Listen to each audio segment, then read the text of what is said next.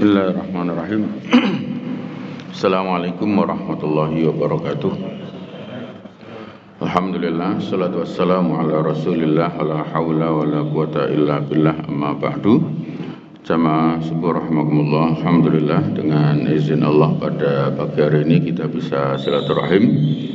Salat salam kita sampaikan pada Rasulullah sallallahu alaihi wasallam. Bapak Ibu saudara sekalian yang dirahmati Allah, pagi hari ini akan kita lanjutkan supaya nyambung dengan yang kemarin. Pada hadis berikutnya, Bismillahirrahmanirrahim. Innallaha katabal ihsan ala kulli syai'. Fa idza qataltum fa ahsinul qitlah wa idza dzabhtum fa ahsinudz dzibhah. Innallaha, sesungguhnya Allah Subhanahu wa taala, katabal ihsan, telah menetapkan, telah menuliskan, telah mewajibkan. Jadi ala kulli syai', terhadap segala hal. Innallaha katabal ihsan ala kulli syai', sesungguhnya Allah telah memerintahkan, menetapkan berlaku baik dalam segala hal. Fa idza qataltum, maka jika kamu harus berperang, fa ahsinul qitlah, maka berperanglah dengan cara yang baik. Wa idza dzabhtum, dan jika menyembelih binatang, fa ahsinudz dzibhah, maka sembelihlah dengan cara yang baik pula. Saya mulai dari penjelasan yang akhirnya dulu. Bapak Ibu saudara sekalian, sampai dalam hal jika terjadi peperangan sekalipun, Rasulullah mengajarkan kepada kita, Allah memerintahkan kepada kita harus tetap dengan cara yang baik. Jadi bagaimanapun yang namanya perang, dia tetap harus mengikuti aturan dan tidak boleh semau-maunya, sehingga kemudian dilarang menebangi pohon, tidak boleh menyandra anak-anak, wanita atau orang-orang yang tidak terlibat dalam peperangan sama sekali untuk kemudian dijadikan tawanan atau tameng hidup. Nah, itu berperang. Misalnya dalam sejarah penjajahan itu kan kemudian, atau dalam sebuah perjuangan itu biasanya lawan yang nggak fair itu untuk melemahkan semangat itu dengan menawan anaknya atau menawan istrinya atau menawan orang tuanya untuk dijadikan tameng, sehingga melemahkan perjuangan. Nah, itu sesungguhnya perang yang tidak etis, tidak berperadaban. Seharusnya mereka dilindungi agar tidak menjadi korban, tapi malah dijadikan tameng. Nah, itu tidak berperang dengan cara yang jantan, tidak berperang dengan cara yang baik. Sejarah Belanda kan begitu ya. Jadi kalau ada para pejuang yang angel tatanane menurut mereka, pemberontak, maka kemudian untuk melemahkan perjuangan para pejuang itu, ya kalau bahasa gampangnya, keluarganya didili satu-satu, ya, dan itu akhlak yang sangat buruk itu. Ya, tidak berani berhadapan, tapi kemudian menjadikan anak, istri, ya, biasanya kan kemudian orang tuanya, istrinya, anaknya. Bagaimanapun semangatnya seorang pejuang, ya, kalau kemudian melihat anaknya dalam tawanan atau orang-orang yang dicintainya mudah dijadikan tameng, biasanya kemudian milih melemah atau menyerah. Hanya kemudian kan kita ketemu dengan istri, dengan anak, dengan orang tua yang luar biasa. Ya, ketika teruskan, tidak apa-apa.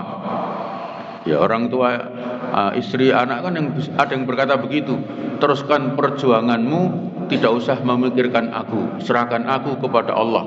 Di tangan mereka belum tentu aku mati, di tanganmu belum tentu aku selamat. Oh, itu kalau orang sudah sampai begitu, musuh akan mikir 2 kali. Wah, ini percuma, orang efek, begitu ya. Iya. Kalau kalimatnya begitu, tapi kan tidak semua istri, tidak semua anak, tidak semua orang tua kan begitu. Biasanya kan langsung mbok wis ngalah, kan begitu. Mbok wis mundur wae, apa ya ora mesake anakmu, ora mesake bojomu. Kan kadang-kadang orang tua menasihatinya begitu. Ya ini contoh ringannya ya, maaf ya misalnya apa zaman dulu kan demo ngono kan begitu ya, daripada ruwet lah bahwa rasa melu-melu ya, misalnya apa serikat pekerja atau apa yang memperjuangkan haknya di kantornya, di perusahaannya atau di mana saja, itu kemudian peluang seperti itu bisa saja terjadi. Nah, ada yang dilemahkan dengan cara seperti itu. Nah kemudian wa idza dzabhtum, dan jika kemudian kamu menyembelih binatang, maka fa'ahsinu dzibhah, sembelihlah dengan cara yang bagus, yang baik juga. Di mana kemudian kita diajarkan antara lain pisaunya tajam, kemudian tidak di depan binatang lainnya atau kawannya yang akan disembelih, supaya kemudian secara, kalau bahasa manusianya, secara tidak mengganggu psikis dia. Kambing 20 disembelih itu secara psikologis enak yang disembelih pertama, Pak. Selesai. Daripada yang disembelih nomor 20 terus 19 kali melihat kengerian, Pak. Iya. Maka kemudian Bapak Ibu sekalian, kepada binatang kita aja diperintahkan seperti itu. Bahkan kemudian ketika peperangan pun kemudian dia berikan etika yang bagus, apatah lagi kepada manusia dan bukan musuh, bukan dalam keadaan perang, dalam keadaan normal. Maka kita diperintahkan untuk berlaku ihsan dalam segala hal itu. Ya, terutama kepada sama manusia yang tidak dalam keadaan perang, dia bahkan baik dengan kita. Tidak baik saja, kita masih diperintahkan untuk berbuat baik, apalagi kepada orang yang sudah baik. Maka sampai disebut kemuliaan itu ketika kamu bisa menyambung silaturahim orang yang memutuskanmu, memberi makan orang yang tidak pernah memberi sesuatu kepadamu. Oh, itu kan luar biasa. Nah, Bapak-Ibu sekalian yang dirahmati Allah, maka pagi hari ini kita akan perhatikan pentingnya berlaku ihsan di dalam segala hal. Nah, saya ulangi, kalau kepada binatang saja harus dengan cara yang baik, kepada manusia dalam perang pun harus dengan cara yang baik, apalagi tidak perang, manusia tidak perang bahkan baik. Maka perlu kemudian akhlak itu, keihsanan itu harus dijaga dan dipelihara. Nah, kenapa Bapak Ibu sekalian kalau kepada Allah, ya kalau ihsan kan punya ada ihsan ketika kita ibadah kepada Allah dan kepada manusia. Tapi saya gabung langsung kenapa hubungan kepada Allah harus kita jaga dengan baik, tapi juga dengan manusia harus kita pelihara dengan baik. Yang pertama, Bapak Ibu sekalian yang dirahmati Allah, Allah itu satu. Kita beribadah kepada Allah dengan zat yang satu. Tapi ketika kita berhubungan dengan manusia, manusia itu banyak, beragam, karepe dewi-dewi. Kalau sholat jamaah, begitu selesai kita jamaah imam makmum, kita ibadah kepada Allah, Allah zat yang satu. Tapi kan makmumnya macam-macam. Iya. Maka tidak selalu yang baik itu menurut kita dianggap baik oleh makmumnya. Ada imam yang pengennya meringankan bacaannya biar makmumnya seneng, tapi tetap ada yang kurang cocok. Ya Allah, subuh mocone cendai. Ada yang begitu. Nanti kemudian imamnya ibadahnya tetap sama kepada Allah kan begitu. Tapi kan makmumnya beragam itu. Lalu kemudian ada imam yang bacaannya panjang-panjang. Itu juga ada yang kemudian tidak sepakat. Ini masih dalam kebaikan loh, Pak. Ya Allah, suwini rak karuan ini. Lah itu kan begitu Bapak Ibu. Ini masih satu majelis, masih dalam satu kebaikan. masih ibadah kepada Allah. Apatah lagi non sewu kalau sampai ditarik yang paling dhuwur sekalian urusan negara, wis tambah rumit meneh itu. Allah satu, manusia beragam. Loh, contoh paling gampang itu loh. Saya tidak ingin 3 periode. Ngono ki ana sing percaya tetep tenane. Lho ngono ki Pak. Coba kan angel banget toh Pak. Iya, ini contoh paling gampang. Betapa kemudian non sewu, saya tidak dalam posisi mengkritik membela, tapi saya ingin mengatakan berat posisi Pak Jokowi itu sebagai presiden ya. Ngomong ora dipercaya, meneng dikira ngenengke. Lho coba. Iya. Iya. Presiden nggak tegas, nggak ngomong. Begitu ngomong ora dipercaya. Kan ngaco banget Pak. Tapi itulah manusia. Maka kemudian kita diperintahkan bukan hanya baik dalam ibadah kepada Allah, tapi juga baik dengan sesama manusia. Manusia itu beragam, angel Pak. Iya. Sama Pak. Ketika ya contoh-contoh ringan saja, ceramah misalnya, ada kemudian diselipi cerita humor, cerita lucu. Itu ada yang ketawa, ada yang tersinggung Pak. Iya. Ya kayak contoh tadi, itu bisa saja ada yang tertawa, ada yang tersinggung. Ada. Nah ini. Nah ngaji ini ana guyone. Tapi sebelah ngaji guyon tok. Susah kan begitu loh. Manusia itu beragam Pak. Itulah kenapa kemudian kita harus menjaga hubungan dengan manusia itu karena begini luar biasanya. Harus sedapat seihsan mungkin Bapak Ibu. Apalagi zaman sekarang Bapak Ibu, ya Allah, ceramah api menurut saya kita lihat ya, saya kadang-kadang akhirnya menjadi harus lebih berhati-hati itu begitu Pak. Karena setengah jam, 1 jam ceramah bagus semua. Ada satu sedikit keseleo itu yang dipotong Pak. Dan diviralkan. Seakan-akan apalagi kemudian ternyata setelah dilihat penuh jauh dari konteks karena dia sedang memberi contoh. Nah, tapi dikira semua dipotong, yang tinggal itu ngertinya itu pendapatnya.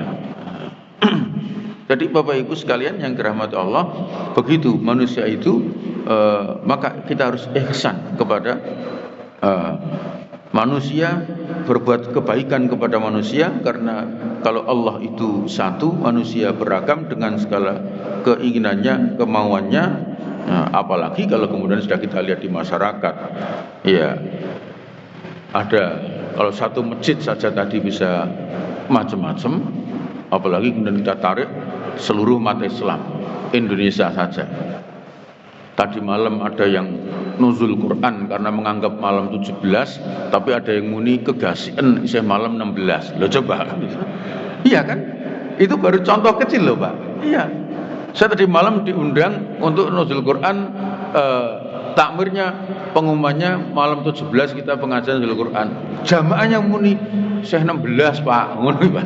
Nah, begitu Bapak Ibu. Nah, akhirnya ya kita tanggapi dengan santai. Bapak Ibu yang puasa Sabtu ini malam 17, yang puasa Ahad ini malam 16. Jadi ini besok ini malam ganjil bagi yang puasa Sabtu, besok malam ganjil yang puasa Minggu. Insya Allah Ramadan ini malamnya ganjil semua.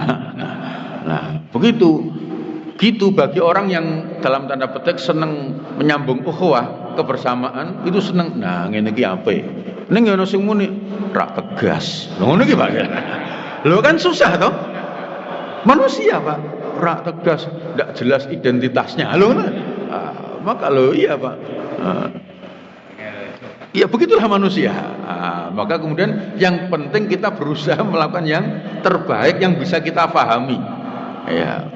Membahagiakan, menyenangkan, membuat semua orang setuju bersama kita itu hampir nyaris tidak mungkin. Ya, sampai kemudian para ulama menggunakan makalahnya itu, seandainya engkau ingin menghabiskan danamu agar orang bersetuju dengan apa yang kamu katakan, itu kamu melakukan perbuatan yang sia-sia. Pasti. Iya. Jangankan sampai 10, 20, 1 juta orang. 2 orang saja berpotensi yang satu setuju, yang satu tidak. Ya, begitu Bapak Ibu sekalian yang dirahmati Allah Subhanahu wa taala. Tapi kita diperintahkan karena justru manusia itu beragam, maka kita harus berihsan ria kalau bahasa kita, berusaha sebaik mungkin yang menurut kita mampu. Karena tidak mungkin semuanya bersetuju dengan apa yang saya sampaikan. Iya, ketika saya mengatur begitu, sehingga nanti malam likuran itu adalah malam ganjil semua. Mari qiyamul lail, ndak usah bahas kita tanggal piro, pokoknya ganjil terus, malaikat medun terus. Nah, begitu. Kayak begitu tuh ya tetap ada yang komentar. Wah, ketoke Kamandanu wi. Kadang Muhammadiyah, kadang NU. Lho ngono iki Pak ya. Ngono ki Bapak Ibu sekalian. Jadi manusia, Pak. Iya, pengennya membangun jembatan, ya kan? Tapi resiko jembatan itu kan diinjak-injak. Karena begitulah. Maka Bapak Ibu ya sudah, kemudian kita pahami saja ini keragaman. Nah, enggak usah ingin memuaskan semuanya karena itu perbuatan yang sia-sia. Pokoknya kita berusaha melakukan yang terbaik, hasilnya kita serahkan kepada Allah.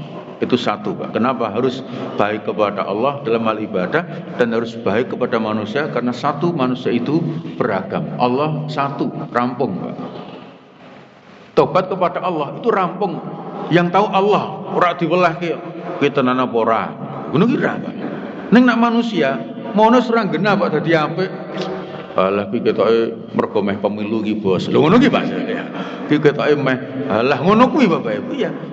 Orang padahal sudah tulus baik, Pak. Menjadi baik itu masih saja dikomentari. Maka kita diperintahkan sudahlah. Pokoknya kita berusaha berbuat kebaikan. Meskipun manusia tidak mungkin bersetuju dalam semua hal. Jangankan kita, Rasulullah itu kurang baiknya apa? Ya kan begitu. Rasulullah itu kurang baiknya apa? Yang memusuhi didatangi, yang melempari sakit didoakan. Itu aja masih aja ada yang tidak suka. Maka ya sudah, kemudian kita yang penting melakukan kebaikan. Yang kedua, Bapak Ibu sekalian yang dirahmati Allah, kenapa kemudian kita harus berbuat kebaikan dalam segala hal? Ya, dalam hubungan kepada Allah, dosa bertumpuk-tumpuk itu bisa Allah hapuskan dengan satu kebaikan yang kita lakukan. Tapi nah ini ada dengan manusia justru sebaliknya, Pak. Bertumpuk-tumpuk kebaikan bisa hilang dengan satu kesalahan. Kalau kepada Allah kita dengar kisah seorang wanita nakal yang akhirnya masuk surga hanya karena memberi minum anjing yang kehausan. Spiritnya kan luar biasa. Dosanya bertumpuk kepada Allah, berbuat kebaik kepada makhluknya Allah, Allah bisa hapus semua dosa dan kesalahan. Tapi kalau dengan manusia, enggak, Pak. Bertumpuk-tumpuk kebaikan bisa hilang dengan satu kesalahan, Pak. Mohon maaf ya. Jadi apalah misalnya takmir lah, yang paling enteng bisa mulai dari takmir atau marbot masjid. Tiap hari Bapak Ibu, tiap hari buka masjid jam tepat waktu, enggak pernah kesiangan, semuanya beres. Sekali ada acara, kemudian delalah misalnya AC-nya mati atau kameranya ngadat atau maaf bangunnya kesiangan, wah itu maaf, sing diling-eling kuwi ya. Piye to persiapane? Ngene to. Sudah lewat, Pak, sudah rampung. Sesuk ada acara meneh, metu meneh. Aja kaya wingi. Lho ngono ki, Pak. Iya. Jadi kebaikan-kebaikan yang buka pintu masjid 29 hari ora tahu telat, hari ke-30 telat, itu yang disoalkan itu terus, Pak. Angger mlebu wis mesti ngono meneh. Aja kaya wingi, ngono meneh, Pak. Ya kan begitu loh. Maaf, saya ngalami begitu, Pak. Jadi mengalami, saya itu diminta ngaji ke sana, nyaris di tempat itu rutin, enggak terlambat, ya jalan biasa aja.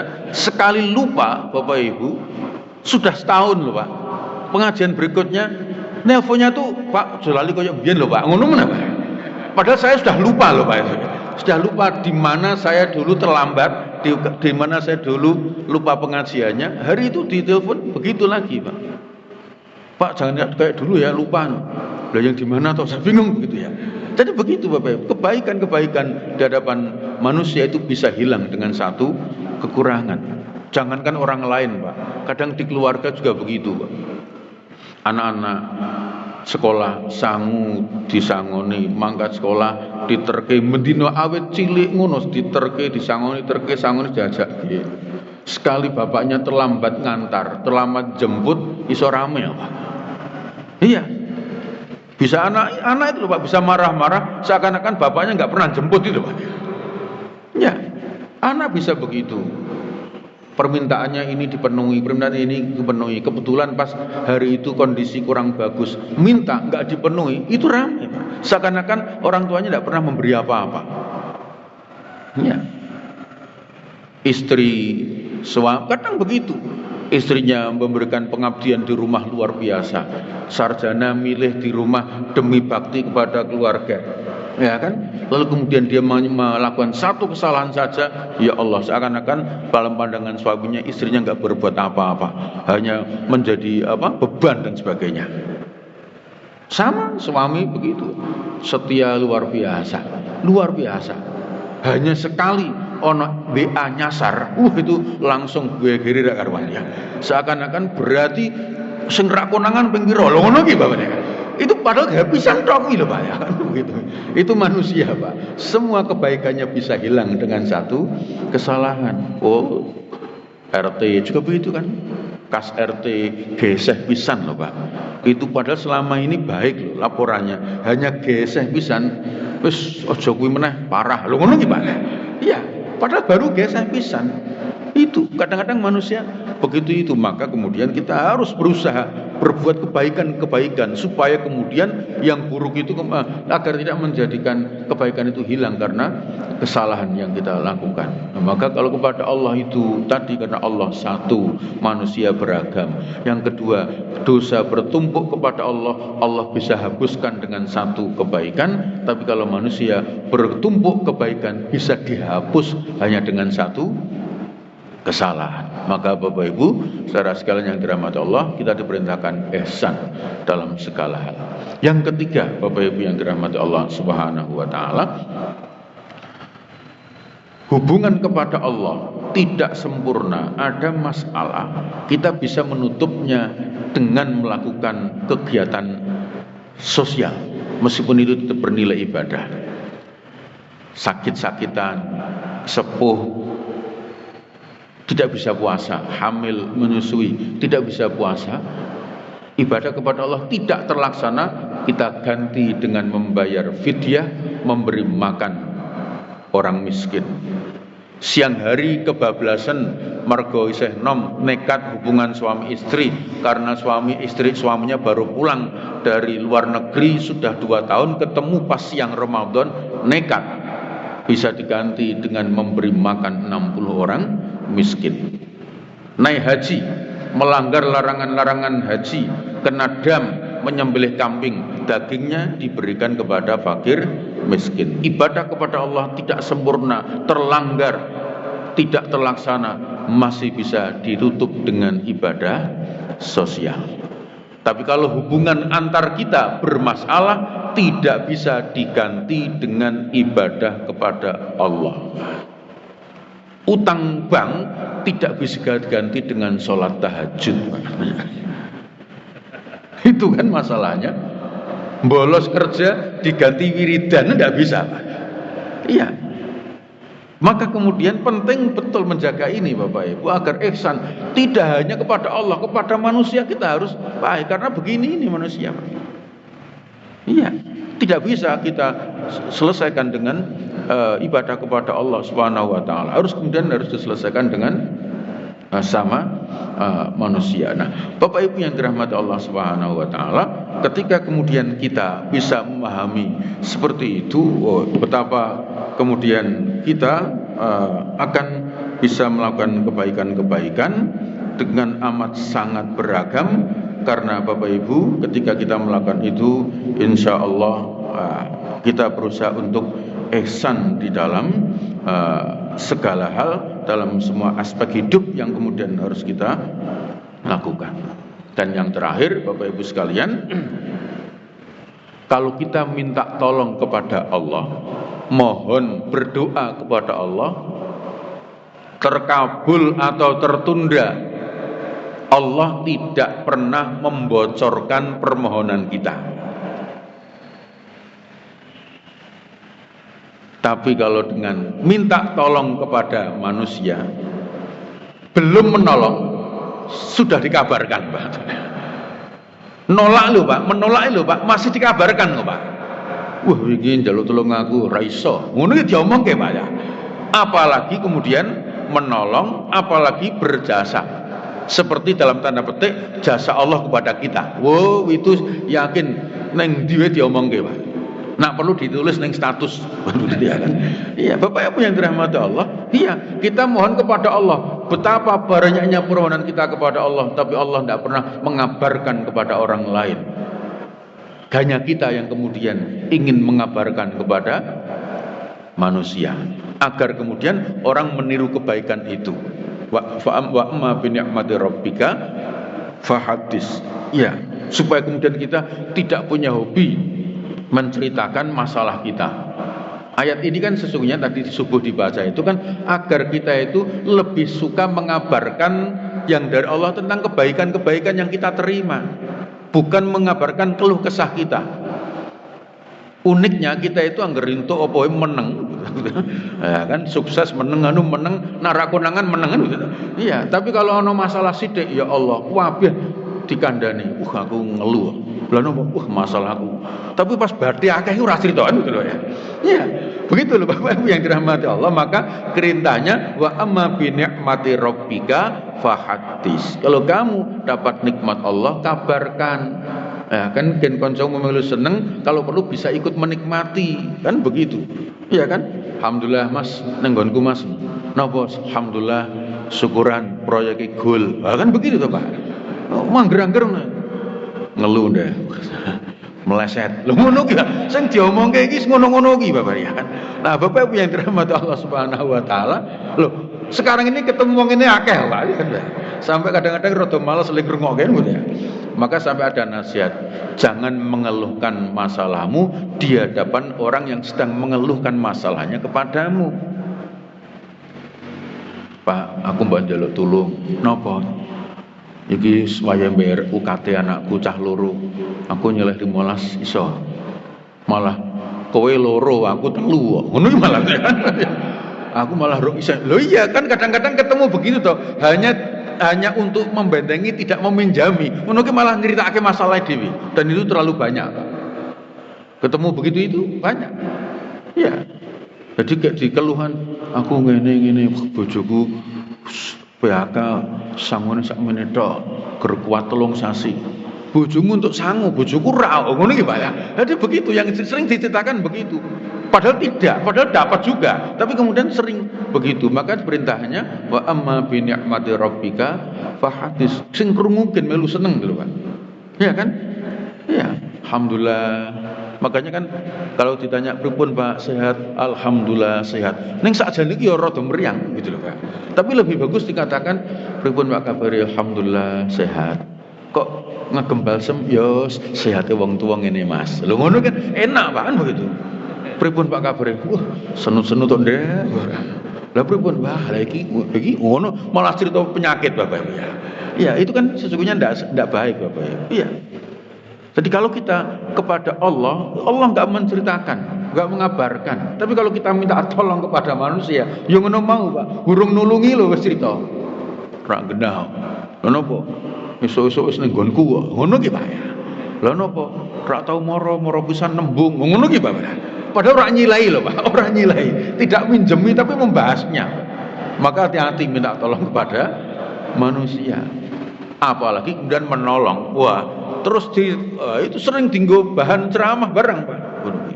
Loh itu dulu kalau nggak saya tolong nggak bisa loh Pak. Ngono gimana? Padahal bocah ono kan mesake banget Pak ya. Ya, itu dulu tidurnya, wah, neng emperan saya itu. Itu alhamdulillah tak angkat kok. Ngono ki begitu Pak ya kan. Kadang-kadang kan kita sok-sok mendengar begitu di kantor sambutan pimpinan ngono kuwi Pak ya. Nah, maaf. Padahal nggak ada orang lain tahu sebelumnya, nggak ada orang yang tanya. Tapi manusianya itu ingin mengabarkan bahwa saya berjasa kepada dia. Maka Bapak Ibu berbuat kebaikan sebanyak-banyaknya supaya kemudian kita tidak sibuk berlaku seperti itu. Ya, karena sedekah 10.000 itu kalau tidak terbiasa kilingan terus. Nah, supaya lupa sedekahlah yang 100.000. Insya Allah yang 10.000 lali. Nah, maka tutup kebaikan dengan kebaikan berikutnya. Begitu Bapak Ibu yang dirahmati Allah, maka hubungan kepada Allah harus kita jaga, hubungan dengan manusia harus kita pelihara, sehingga Bapak Ibu kita bisa ihsan di dalam segala hal.